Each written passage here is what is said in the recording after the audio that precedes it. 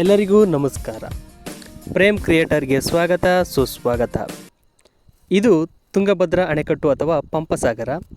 ಕರ್ನಾಟಕದ ಹೊಸಪೇಟೆ ಕೊಪ್ಪಳ ಸಂಗಮದಲ್ಲಿ ತುಂಗಭದ್ರಾ ನದಿಗೆ ಅಡ್ಡಲಾಗಿ ನಿರ್ಮಿಸಲಾದ ನೀರಿನ ಜಲಾಶಯವಾಗಿದೆ. ಇದು ರಾಜ್ಯಕ್ಕೆ ನೀರಾವರಿ, ವಿದ್ಯುತ್ ಉತ್ಪಾದನೆ, ಪ್ರವಾಹ ನಿಯಂತ್ರಣ ಇತ್ಯಾದಿಗಳನ್ನು ಪೂರೈಸುವ ಬಹುಪಯೋಗಿ ಅಣೆಕಟ್ಟು. ಇದು ಭಾರತದ ಅತಿದೊಡ್ಡ ಕಲ್ಲಿನ ಅಣೆಕಟ್ಟು. ದೇಶದಲ್ಲಿ ಸಿಮೆಂಟ್ ಅಲ್ಲದ 2 ಅಣೆಕಟ್ಟುಗಳಲ್ಲಿ ಒಂದಾಗಿದೆ. ಇನ್ನೊಂದು ಕೇರಳದ ಮುಲ್ಲಾಪೆರಿಯಾರ್ ಅಣೆಕಟ್ಟು.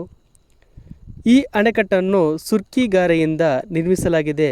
ಇದು ಸಾಮಾನ್ಯವಾಗಿ ನಿರ್ಮಾಣದ ಸಮಯದಲ್ಲಿ ಬಳಸಲಾಗುವ ಮಣ್ಣು ಮತ್ತು ಸುಣ್ಣದ ಕಲ್ಲಿನ ಸಂಯೋಜನೆಯಾಗಿದೆ. ಅಣೆಕಟ್ಟಿನ ಕೋಡಿನ ಉದ್ದ 701 ಮೀಟರ್, ಎತ್ತರ 162 ಅಡಿ. ನದಿ ತುಂಗಭದ್ರಾ ನದಿ.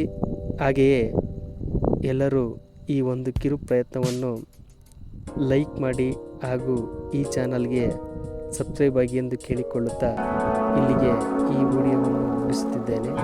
ಧನ್ಯವಾದಗಳು.